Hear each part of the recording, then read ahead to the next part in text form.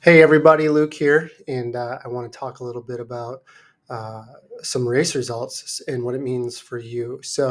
Berlin was yesterday, and it was looked like a great race. I mean, there was some pretty solid weather and some really fast times, and that's what that course was meant for.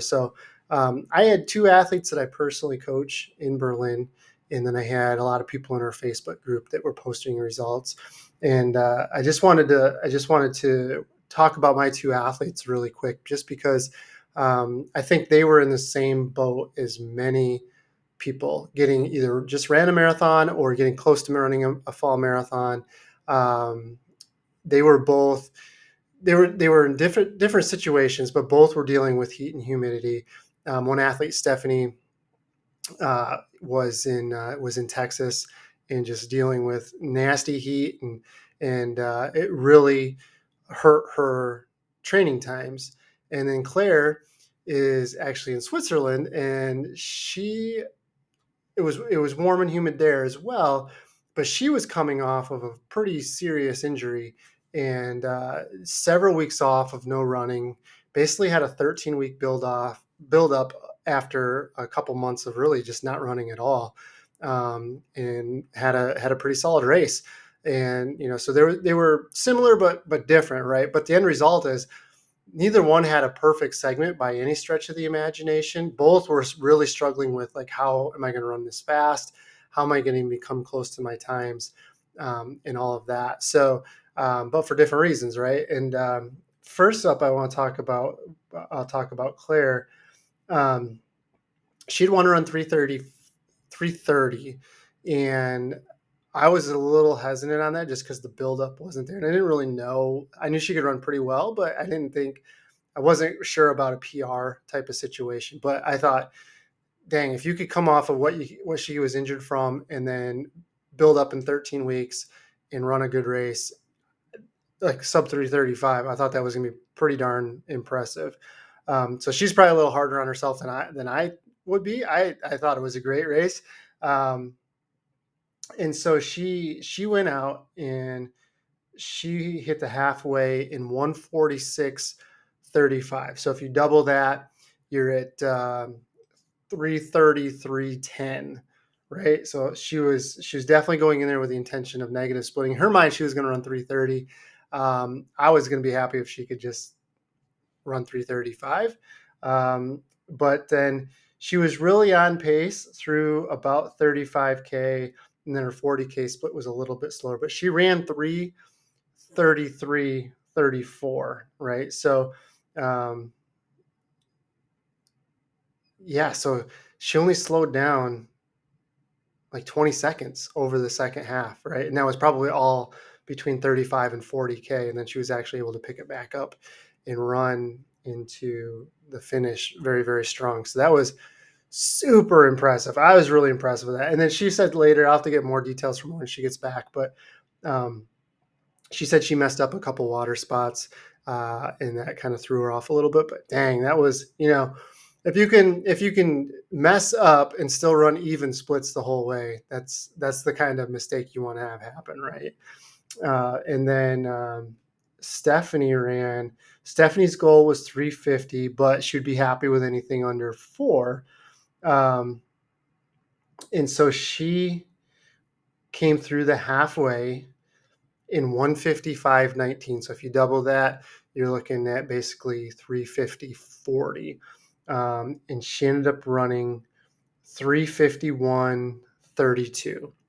And so she did slow down. So she slowed down, what, about 52 seconds from the half. And hers was later in the race as well. She was probably like 35K.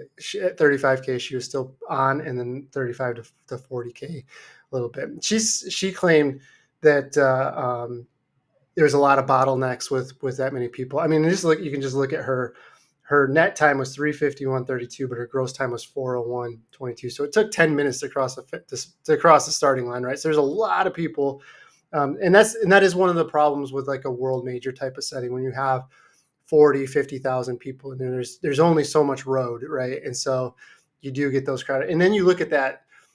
especially right around that 4 hour mark. I mean, when you look at the average times in the US, it's right around 4 hours across age groups, across genders.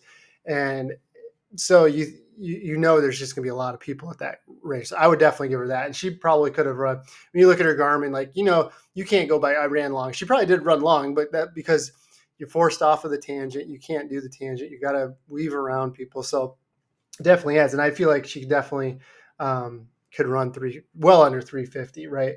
But my point is, they were even going into the race a week ago. They were just like very concerned about whether or not they were even going to be able to run those paces, and they did, and they ran them strong. They finished the race strong. They had darn near even splits, both of them. And the one thing I will say that I was more aggressive with on my coaching for really most of my fall marathon people was I'm really been forcing the issue of getting your fueling in, getting your hydration in. And that would be the first question I would ask pretty much every long run that did, or the tempo runs that they did. I would just be like, how was your fueling? What did you get in? And there was definitely a bumpy road for some early on too. Like there was a lot of GI issues that we had to overcome, but they did, and they stayed with it.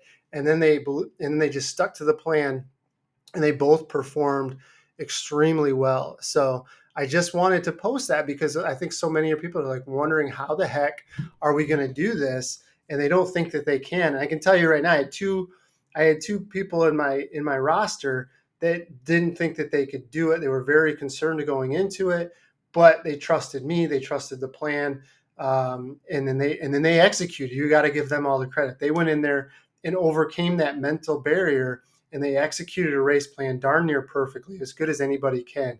And they really got the results that they earned, that they deserved, right? And so I think learning that is probably more valuable than hitting the time per se, because now I think that the times will come a little bit easier, just because if you don't have that foundation down, then it's so hard to just force the issue on trying to just keep pushing for that time, because you really just run into a brick wall, and it's just, you can't really make any progress.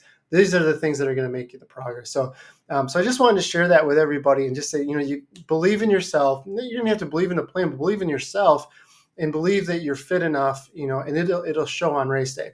And so I know a lot of you are scared, like they just finished their 10-mile tempos this past week, and they're like, how am I going to run 16 more miles at that? Trust me, you can, and you will, and you'll be able to finish very, very strong. So again, just have a really thought out race plan.